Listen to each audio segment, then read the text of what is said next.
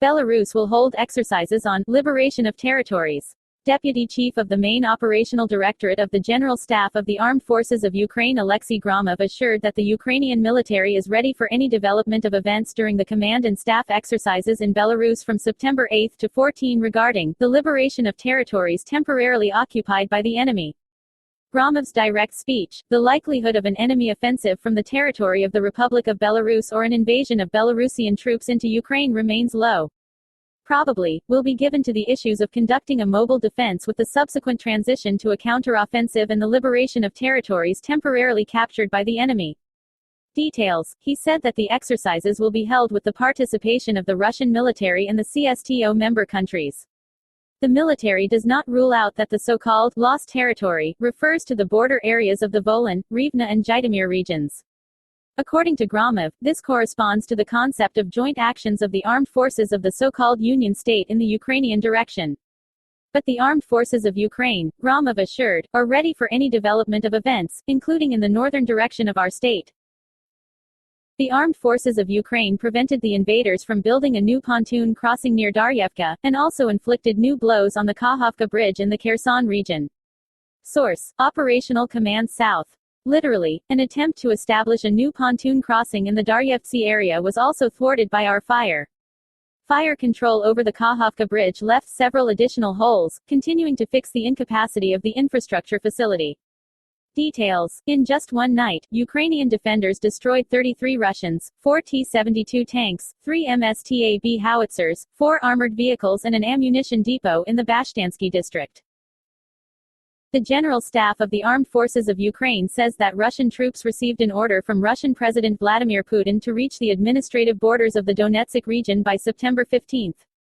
Source: Deputy Chief of the Main Operational Directorate of the General Staff of the Armed Forces of Ukraine Aleksey Gromov at a briefing.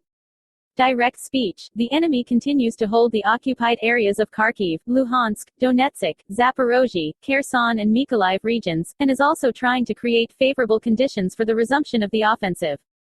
Thus, the Russian occupation troops are once again adjusting their plans and actions in accordance with Putin's order to reach the administrative borders of the Donetsk region until September 15.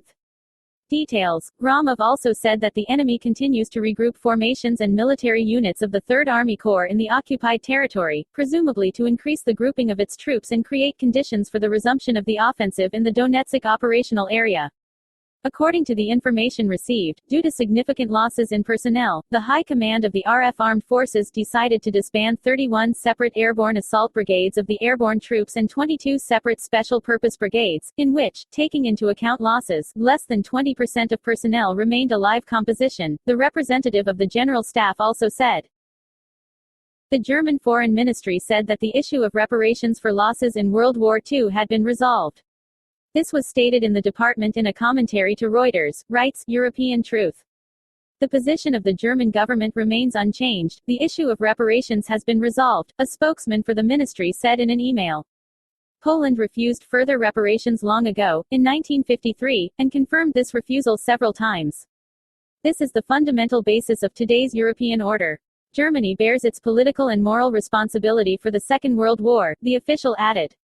On September 1, a report was presented in Poland on reparations for military losses suffered by the country as a result of German aggression in World War II.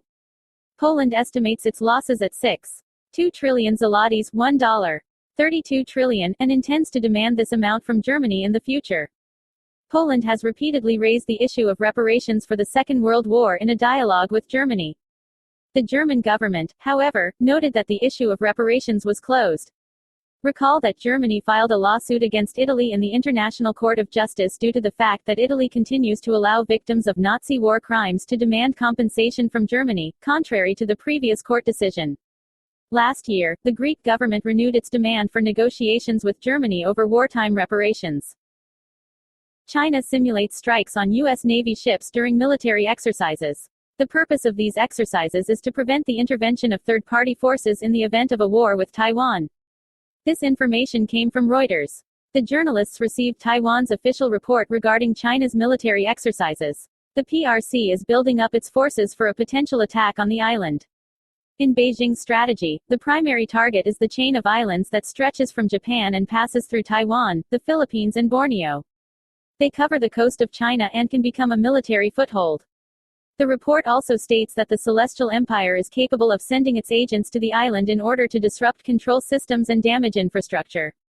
Another potential danger: Taiwan considers electronic attacks that will damage communications. According to the report, in the event of war, U.S. Navy ships will enter the first island chain and become the target of China. According to the Taiwanese authorities, China seeks to establish strategic control over the said islands by 2035. At the same time, the states regularly send military vessels to the South China Sea.